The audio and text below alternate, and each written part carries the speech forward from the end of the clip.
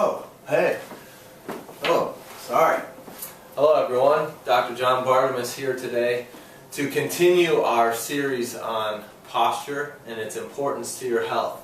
Last week we talked about all-cause mortality and how a hyperkyphotic posture or a dowager's hump or a rolled forward mid-back leads to an increase of death from all causes and a shorter lifespan. The week before that we talked about research that showed that your posture is integral to your overall health and that proper posture is necessary for proper oxygenation of the blood, proper hormone balance of the body, proper healing, proper brain function. So today we'll continue with that and talk about sitting and sitting's impact on your posture and on your health. As chiropractors, we are taught and we often teach that sitting to your spine is like sugar to your teeth. What does sugar do to your teeth? Sugar causes your teeth to rot, causes cavity formation and degeneration of the mouth. Well, that's what sitting does to your spine. Sitting is like sugar to your teeth. Sitting to your spine is like sugar to your teeth. Sitting causes degeneration of your spine, an adaptive shortening of the musculature, and leads to disc herniations, pain, and disease because of nervous system interference. So I have research here today from the National Institutes of Health that is a giant study looking at too much sitting and what is the impact of sitting on our health. So the first thing we'll talk about is, obviously, you can see that if I sit here long enough, I will pretty much degenerate into a position like this. Okay, that's kind of where we go to when we're watching TV or at our desk at work. We get relaxed and lazy, and instead of having our posture muscles hold us up properly, we just let the chair do the work and let our head sink forward and look at our screen and go into brain dead robot mode. Also, if we're driving our car, we're right here. Again, we have that rounded spine, pec dominance, adaptively shortened muscles. So, think about it. Everyone started life off with 20 years of sitting in school.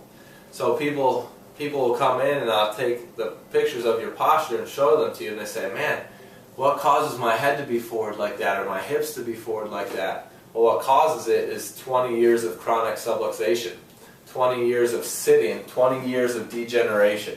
All right? So if I sit here, the body is a pattern generator.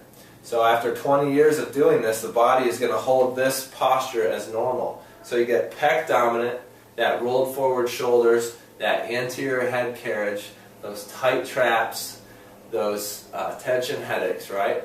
Numbness, tingling in the arms if you're at the computer too long, shortened hip flexors, low back pain, hips rolled forward like a pregnant woman. All right, all of these postural changes translate from a sitting position to that standing position that we showed you last week of that mid-back rounding forward, head diving forward posture. And that posture shortens your lifespan. So, in looking at the research today of too much sitting in your health, the research says that sitting too much also cuts your lifespan and increases your risk of all-cause mortality. And what's important here is you might think, well, that's fine. I exercise, so mine isn't as bad. What this study found is that the negative cardiometabolic impact of sitting is on everybody, regardless of your vigorous exercise. So I'm a competitive CrossFitter. I'll train a couple times a day. That's not abnormal for me. And I can say, well, that's fine because I don't sit. I do the workouts. And then in my job, thank God, as a chiropractor, I'm on my feet all day, so I'm not sitting much. But I do sit in the car for all my travel, and I do sit at home at night. I do sit to eat mostly. So it's not how much you exercise, it's how much you sit, independent of exercise. Even if you exercise, sitting is bad for your spine and bad for your health. And what they found here in this study was that it says, quote, "It is possible to achieve a level of activity consistent with the public health guidelines for health-related physical activity, which is at least 30 minutes of moderate intensity most days of the week." But they found in this person that they studied that averaged 31 minutes at least a day of vigorous activity, 71% of their waking hours was still spent in sedentary time or sitting. That's watching TV, that's sitting at your desk for work, that's sitting in your car while you're traveling. So they concluded, thus, it is possible for individuals to be physically active, yet highly sedentary. And they called this phenomenon the active couch potato. So basically you're getting your exercise in for that small window of time during the day, but if you're sitting the rest of the day, you're really just an active couch potato. And we need to break that up. So some other findings here was that the longer you sit, that was strongly tied to a higher waist circumference, so a larger waist, worse cholesterol numbers, and worse insulin and blood glucose numbers. So the more you sit, the higher risk you are for all cause of death and heart disease. So you might ask, what do I do to change this then? If my exercise isn't offsetting that sitting time, what do I do? Good question. And what they found in this study is that the more you break up your sitting time, the better it is and the more beneficial it is. So they studied people that sat all day long, and they studied people that sat all day long, but they had frequent breaks, breaking up the sitting. And what they found was the people who sat all day long had the negative impacts on their posture, the negative impacts on their glucose, their insulin, their triglycerides, and their waist size. But the people who sat all day long but frequently took breaks, which all the breaks took was standing up, sitting down, standing up, walking to the water cooler, and coming back. That's all you have to do. So if you do more than that, like stretch and do some of the postural exercises I'll teach you, then that's even better. But what they found was just taking the frequent breaks kept the waist circumference numbers down, the triglycerides, the blood sugar, and the insulin levels normal and healthy.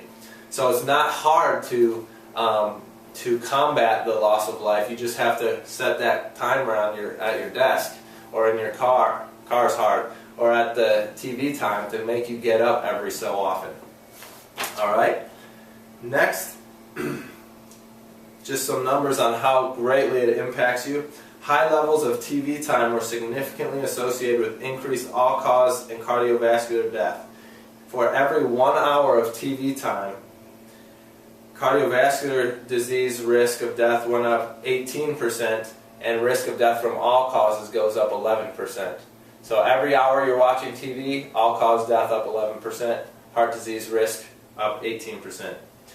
For those watching less TV, so if you watch 2 hours of TV less a day, and we compared you to someone who watches 4 hours or more a day, the person who watches 4 hours of TV or more a day is at a 46% higher risk of all-cause of death and an 80% higher risk of death from heart disease. And then they looked at how much you drive. If you are driving 10 hours a week in a car compared to those who drive less than 4 hours a week, or you have 23 combined hours a week of car and TV compared to people with 11 hours a week of car and TV or less, the people spending more time in the car and more time at the TV have an 82% higher risk of death from all causes and a 64% higher risk of death from heart disease. So again, sitting to the spine is like sugar to your teeth. It rots and degenerates your spine, which impacts your nervous system, which we spoke of last week. Your brain controls and coordinates everything in your body. So if we're degenerating our spine and nervous system, we're degenerating our life and our lifespan and risking a shorter life and a higher risk of death from all causes. So get out of your chair and get out of your chair frequently. Continue to exercise and make healthy postural choices to maintain a healthy, long lifespan. I'm Dr. John Bartimus, and have a great day.